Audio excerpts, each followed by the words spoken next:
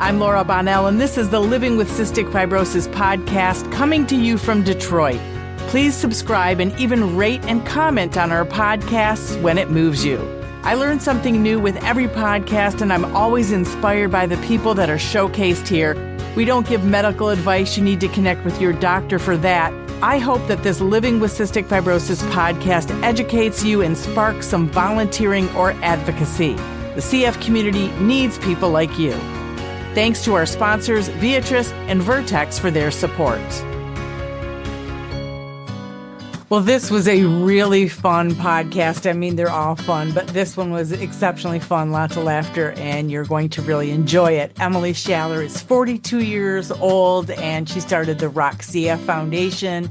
She is full of spark, wit, and humor, and she is claiming her victories against cystic fibrosis, having launched the Rock CF Foundation in 2007 to heighten public awareness and raise funds to increase the quality of life for everyone with cystic fibrosis. She created and manages an internationally acclaimed line of merchandise to help fulfill the mission of Rock CF. And today she battles against the deadly genetic disease. And she was featured in Runner's World, Forbes, The Atlantic, Spin Magazine, The New York Times, The Washington Post, NPR, on and on. She is a marathon runner. She is a super teacher and a speaker. She talks to parents and patients and audiences about the effect of cystic fibrosis and how things have changed, stay the same, and how they're improving. And as you will discover in this podcast, she has a great sense of humor, and I just love her. Emily, welcome. Great to have you again on this podcast. It's been a while. I was just trying to think how long it's been. I will say 4 years, 3 years. Yeah, it's been a while. Yeah. Too long, I would say. Yeah. I know we see each other. Right. Fortunately. Yeah. We're close. We live close to each other. But yeah, welcome. It's Thank you. There's so much going on, right? Whoa. I mean, between us both, with the foundations and then with advocacy stuff, we're both kind of like, well, I'm barely dipping my toes in, your head first. And then just life is, it's already November. I have no clue what's happening. Yeah, it is crazy. And first, since you're recently back from Washington, D.C., why don't we start with that? Tell everybody why you went there and what you were talking about. Yeah, so I was invited to speak at the IDEA Summit, which you spoke at last year, I think, right? With Rep. Johnson. Yeah. And going in, I really didn't know much or what to expect, but I was able to sneak in a little early before the panel I was on and kind of listen to other people in the health industry and advocacy world discuss things that I've been experiencing the past few years with insurance issues. And it kind of made me feel heard and understood a little bit, because it's kind of isolating when you're going through it yourself and nobody actually understands. So really cool summit. I walked away more positive and like kind of rejuvenated to work on some issues. And then realized that I have to choose my insurance in 2 weeks or 3 weeks for next year. So I'm stressed. Yeah, it's a lot. And I think too that people don't realize it's taken us half our life, a lot of our life, to figure out what we're advocating for and understand it all. You don't just get it right away. It takes a lot of, wait, what did that mean? And rereading things. I mean, the alternative funding plan, AFP, since you were talking about that, please tell everyone what that means and what people should look out for. Yeah. So like you said, it takes years and decades to learn our way through the healthcare world. But every year or every couple of years, there's something new. That's a new roadblock that prevents patients from accessing their medications. And I know we have both worked on things together in this regarding copay accumulators, which was a big issue. Now there's something called the alternative funding program or alternate funding program, which we've heard about it in some of the little advocacy groups we're in. We've heard, but never really saw it in person. Unfortunately, it came to life for me earlier this year when I was trying to refill all my CF meds. Well, I would hit many roadblocks. One was the enzymes that I've been taking forever. They were not covered by my insurance at all, so I had to pay out of pocket. but it took about 3 months to even figure that out. So I had to use a friend's enzymes for 3 months, which not advocating for that. And then the bigger issue with these programs is the insurance company hires a third party group, and they work with the PBMs and the pharmacies to fulfill these prescriptions or fill these scripts, but they take the copay assistance that normally I would get and we would get to pay for our meds. The third party group takes that copay assistance and then expects us to also pay into the copay. So they're double dipping and they make it sound good. So they're like, you pay $0 for your medications. And they make it sound good to the employer, right? And PBMs, because we have a lot of abbreviations, is pharmacy benefit manager. Yeah. Yep, exactly. Well, exactly, right? So it sounds good to the employers. And then for people on high cost medications like us, it's literally making it up for 3 months. I was in tears trying to get my meds and then saying like to the pharmacy, like, are you telling me if I pay out of pocket and I would get reimbursed by my copay assistance program, if I pay out of pocket, it's not going to go towards my deductible? And they said, nope, you cannot, no matter how you pay for this drug out of pocket or with our assistance, none of it will go towards your deductible. So it forces you into using this third party thing, who's then I have to hit my $7,000 deductible some other way out of my own pocket. So still confusing. I still don't understand it, but I think we're going to see more of it as the new year comes at us.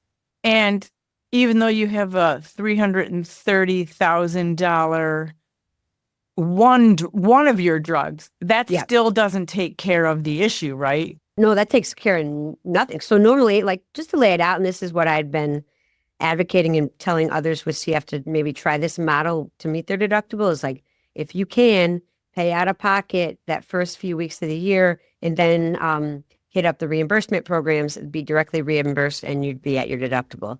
This AFP makes that now not an option. So then I'm stuck with that deductible wholeheartedly without any form of help from copay assistance. But they're making double the amount of money. So it's horrible. And I think as we do catch on and there's copay accumulator bills in 16 or 18 states, this potentially will be another bill. They'll come up with another way to kind of trick the patients and payers. Right. It just keeps coming. And we're not going to get into it, but that's why it's important for Michigan to get the Rare Disease Advisory Council so that everybody has a voice, like 29 other states, and hopefully the whole country will have it. But yeah, it's just one thing after another. So it's really important. People do what they can on a small scale by writing a letter or calling a congressperson. Whatever people can do that they have time for would be helpful. Getting back to you completely, I wanted you to remind people how you got started with the foundation and working out and how the working out changed your life. Yeah. So, and, people in the community who know me know I was diagnosed before the age of 2 with CF in the 80s, and median age of survival was not amazing. I didn't finish college. I didn't get a college degree. I had no career training because I didn't think I'd be alive. I was living on Social Security and disability, working in Detroit at retail shops, getting paid under the table, just like getting by in my early 20s, playing drums in a rock and roll band around the city. And that was fun. But it wasn't, I wasn't doing much to take care of my health, right? So my lung function was dropping. I was in the hospital 3 or 4 times a year, stopped working out completely. And then one day I said, I got to change my life. There's got to be more I can do. So I started running very slowly, very shortly, and started cycling, and my lung function increased to the highest it had been since, I've been around before PFT machines, right? So I saw that turn around, and it really sparked me to become more adherent with my CF meds, because I kind of dipped on those a little bit because of too many late nights with the band. So I started to turn my health around, and then I founded Rock CF in 2007. We started with music for awareness, but as I started to see the benefits of exercise for myself and Jerry Cahill and all the others on MySpace with CF, we kind of started to shift the focus of Rock CF to more exercise-based programs and events, because it's really important. And now as we are aging with CF, we're looking at exercise not just for our lungs like it used to be, but for longevity, because people with CF are living longer and healthier lives for the most part. And we need to look towards a future that we never thought we'd have. And exercise can really help with that. And just mentally, obviously, it just changed your life. I mean, you're one of the most positive people that I know. And even though life isn't always positive, and always, I mean, even that insurance nightmare stuff, it's like. That's like every time my pharmacy calls for a refill, I'm like bugged out. Oh my God, they're calling to say that I no longer have anything else to help pay for these. Right. You're always in a state of anxiety. And obviously those of us with a chronic illness, thankfully, we've been talking about it more. There's been some pretty strong voices in the community that talk about depression and anxiety, which I'm no stranger to that. And I go to therapy every week or 2 weeks for that. And it's like just alone living with a chronic illness like CF is time consuming. And there's so many uncertainties. And then you see so much loss. That's not easy. But then now that we are benefiting from modulators, a lot of us, we're now having to navigate a future we never dreamed of with essentially no training and no help. So that anxiety is like through the roof for me for the most part, but running helps and therapy helps, and just like really just enjoying life, I think, is really important. And do you see how much you inspire people? And I don't want you to be modest here, because I really think that you do inspire so many people, and not just patients, but parents also are like, yes, if Emily can do it, my daughter can do it, or I'm going to tell my son or daughter about Emily, and they see what you go through and how you succeed. Do you feel it? Does it empower you? Oh, yeah. I think, yeah, like you said, not to be modest, but like the running shoe program alone that we have, where we called Kicks Back, we donate running shoes to people with CF to either like, I was a couch potato. It took me getting myself off the couch to start running, right? But I think having a program like we do with Kicks Back is like coming from an organization founded by somebody with CF, and we're giving you a chance to change your life. So some people are, starting to run or walk for the first time. Some people who are in the Kicks Back program are running their 9th, 10th, 15th half marathon or marathon. So we see all of the range, but to see so many more people getting involved and wanting to run is so amazing, right? And it's just like, we built this, we do this, it's so cool. And then like, I'm aging out, right? I'm gonna be 43 in a few months. Like, they got these TikTok influencers who are gonna like fill my shoes, and have already filled my shoes. But it's just cool that I get to do what I love. And I can't, like, if I didn't have CF, I don't know what I would be doing with my life, right? And I don't like, I just really don't know, because I don't really like a 9 to 5. I'm not cut out for that. So yeah, you can't it's cool. possibly age out. If you age out, I don't know where that leaves me. I don't know. I know. I got some decades to work. Yes. Retirement. Yes, you do. And I have to ask you, another funny thing is, because a pharmaceutical rep said to me maybe a month ago, a couple weeks ago, hey, I saw this speaker at the hospital. Oh my gosh, she reminds me of Ellen DeGeneres. And she couldn't remember your name, but I knew, of course, she was talking about you. Do you get that because you're also funny? And obviously, if we know you, you don't. Well, I guess you kind of do resemble Ellen, but that's a compliment, of course. But do you get that a lot? Do people say that? I think the early 2000s, that was really big in my life. We did the Get Emily on Ellen campaign, where I drove that Vespa scooter across the country through the Rocky Mountains and the desert to get to her show. And I mean, she's an icon, comedic icon. Obviously, a controversy recently, so I'm trying to separate myself. If you watch her comedy special, she addresses it all. Yeah, knocked it out of the park. Amazing. Yeah, I know. I fell asleep. Yeah. It's hard for me to watch a whole comedy show. But yeah, I agree. But it is funny. I think, she's 20 some years older than me, so I hope I don't look too much like her. But no, you look in your 30s. But so glad I like that. Thank you very much. You're going to be 43. Yeah. Yeah, it's crazy. So, what are your hopes for 2025? What are you looking forward to? Oh boy, that I picked the correct insurance plans. So right now I'm going through I'm going back to the old provider I had. I switched this year for some reason because I thought it might be better, but turns out not so much. So I'm currently going through insurance, reading all the fine print, hoping I don't get bamboozled again, because that will take a lot of stress off me if I have less insurance issues. And then just continuing to grow. We've got new events next year, and some events of ours are growing in capacity, hopefully. And it's just like an exciting year. I can't believe, like, I know a couple of years ago, both of us were like, oh boy, we're getting nervous about the CF world with the modulators and people like pulling away from fundraising. And we're still like a little concerned about that in general and the support. But I think we have some renewed hope coming into 2025, which is cool. Yeah, it is exciting. People are definitely committed, and just side note, excited for Emily's entourage. They're really making progress with research for the final 10%. Yeah. That's so exciting. Yeah, we always got to blow Emily up.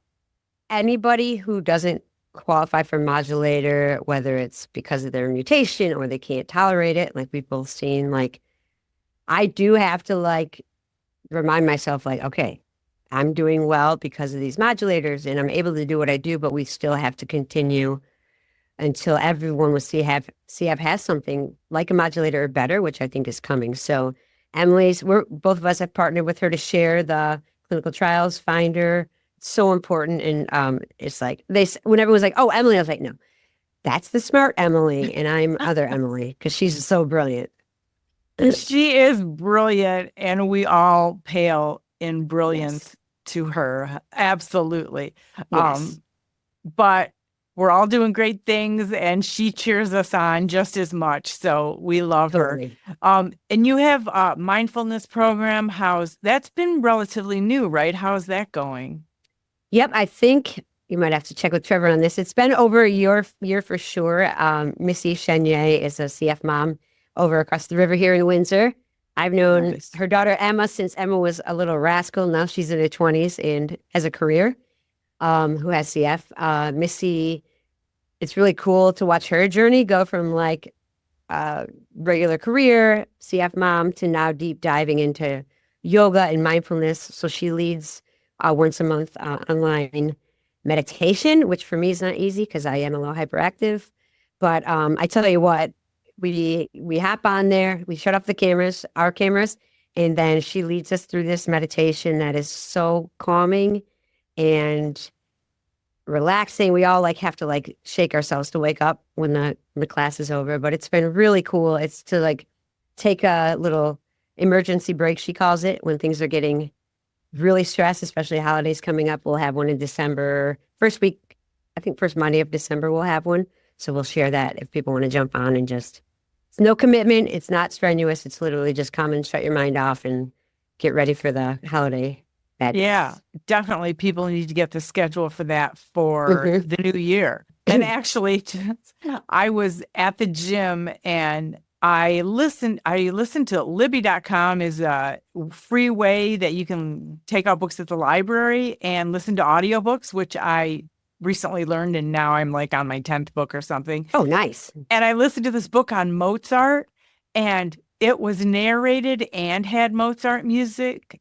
And then I went to the gym today. I'm like, I'm just going to play Mozart. I was on that elliptical. I had my eyes closed. When you said you had your eyes closed during the meditation, I literally closed my eyes and I thought, how weird must I look? But it was like Mozart was jamming. And you got to watch out on that elliptical. I know, but thankfully you're just holding on and, you know, you're safe, like not going to fall. But oh my gosh. So yes, mindfulness is so important. I mean, don't they say though, like for studying and stuff, like symphonic or like Mozart stuff is great to play because it like stimulates your brain.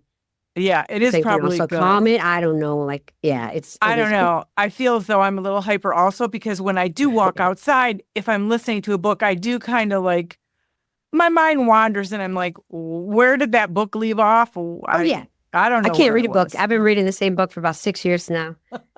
I'm getting not much progress. Well, I hope it's a good book. I don't know. I couldn't tell you. Oh my gosh. Road to Wisdom, Dr. Francis Collins' new book out. I've got that sitting over here. I just ordered it on Amazon. So I will write that down because I might have to listen to that on tape. Yeah. Not tape, yeah. Audio. Yeah. Audio. Yeah. It's good. yeah, in the middle of a bunch of books. But That's awesome. yeah, Dr. Fauci's newest book, latest book. Okay. It's really, really good. On Yeah. Call, I think is what it's On call. called.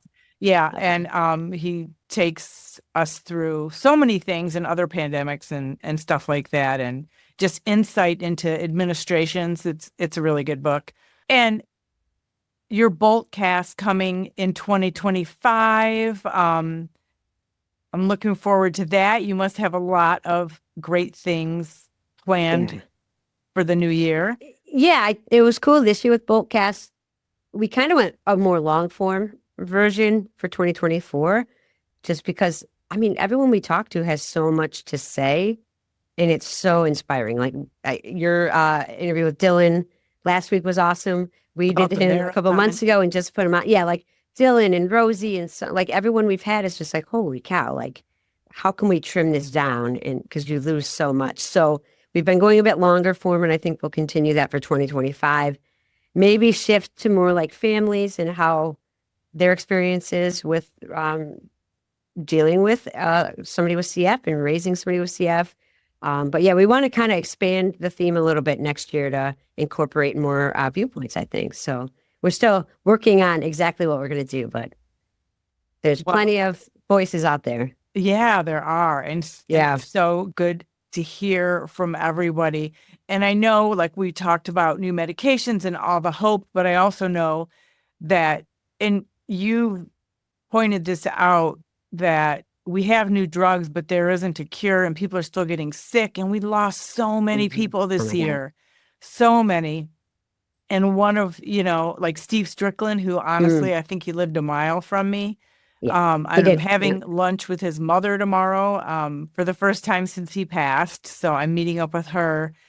And it's hard, right? Yes. Yeah, it was a big loss, year of loss for us with Jane, who was our board member and just longtime Yes. friend, like coming up on a year with that loss. I still think about her all the time. Steven, like that was just a horrible blow. So yeah, we do need more medications and not just like to treat the root cause. Like I just started a clinical trial or got screened for one last week that I'll start in December that helps break down the biofilm around the Pseudomonas in our lungs so the inhaled antibiotics work better, right? So sure, like modulator mRNA therapy is our target goal and even CRISPR, like further stuff, but we still need things daily to help. Even on modulators, like I've been on Kalydeco 14 years. I still have Pseudomonas. I still go in the hospital 1 to 2 times a year. Like I'm not cured. So Right. we have to really think that mindset is we're not done. And we do it for like our friends who are no longer here, which is unfortunately this year, it's been a very rough year. Right. And I think about some of the first people I met who are Mhm. no longer here. And I talked to either their parents or their spouses, and gosh, they just wouldn't even be able to wrap their head around it right now about how lucky we are to have Yeah, these new modulators that could have potentially saved them, you I know. know? Yeah, I think that's one of the hardest parts as well. Like the survivor's guilt, especially I was one of the 4% that was able to have a modulator 12, 14 years ago. Math is not my strong suit, but in the clinical trial. Yeah. And it's like, holy cow, I can feel this good. It's like celebrating.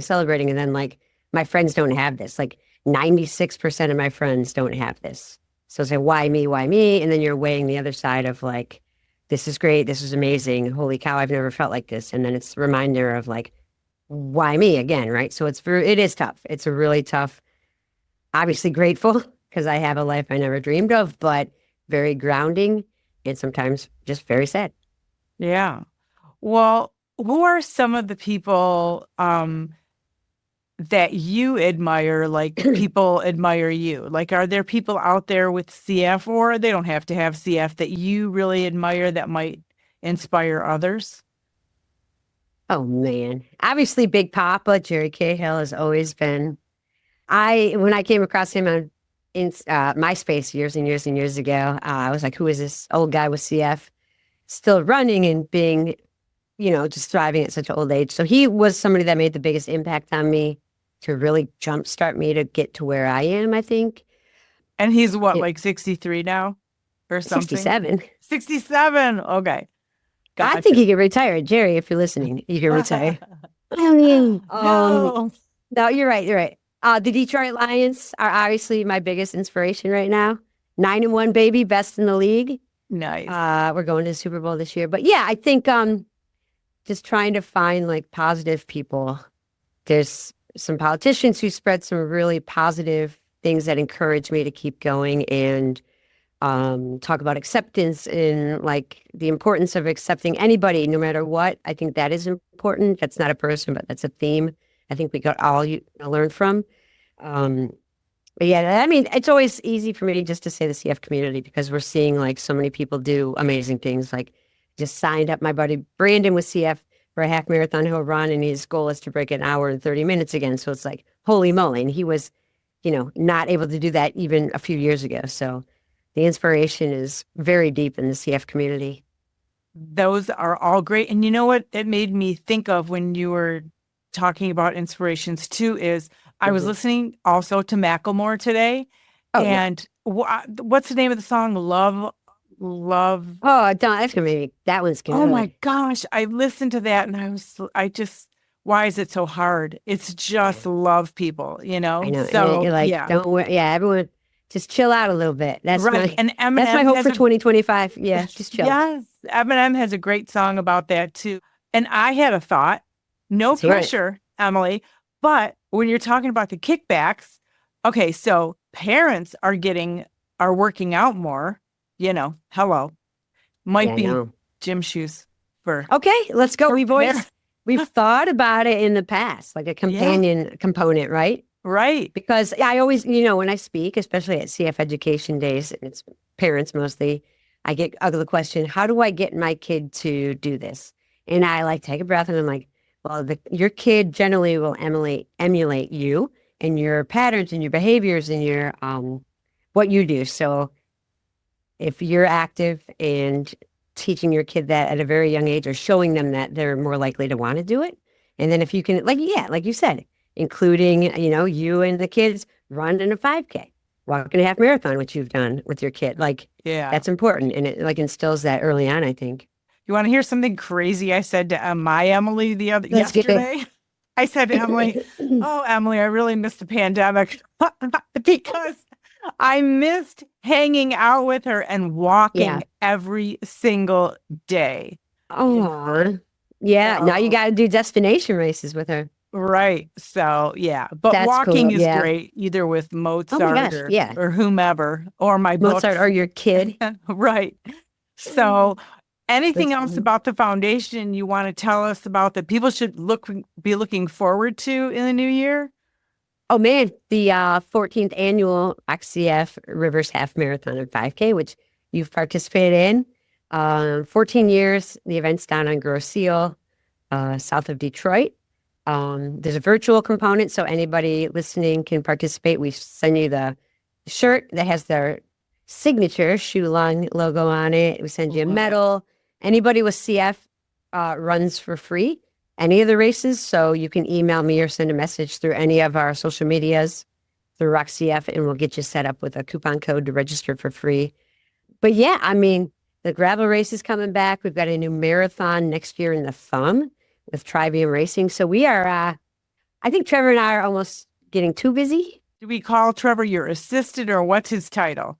I would call him Global Head of Communications, Marketing, keeping me sane. He's just great. Any image you see on any of our social medias and messaging, he's the mastermind behind that. And then he is the race director for the Thunder Bay Thriller, our gravel race, and just like the best. Everyone needs a Trevor. Yes, Everyone needs we a all Trevor. do. Didn't he get married in Alaska when you were Yeah. up there? Yeah. Yeah. That was the adventure of a lifetime. We hiked up mountains and then watched him get married up there on a mountain too. So it was really cool. That's super cool. And you inspire me all the time. So thank you for that. And to Thank you. everybody out there, you definitely got to check out everything that Emily's doing with Rock CF. And yeah, you're just the best. So thank you. We'll keep doing what we do. Yes, we will. Us together. Yeah. Thanks, Emily. Awesome. Thanks, Laura. The original music in this podcast is performed by Kevin Allen, It's not complicated. who happens to have cystic fibrosis. We all got our worries and fears. I know it's got you frustrated, but loving you is so alright. This has been the Living with Cystic Fibrosis podcast. For more information and to learn more about the Bonnell Foundation, visit our website at thebonnellfoundation.org. That's the BONNELL Foundation.org. This podcast was sponsored by Vertex Pharmaceutical, The Science of Possibility, and Viatris. It was produced by Jag and Detroit Podcasts. Follow our show in Apple Podcasts, Spotify, or wherever you're listening right now.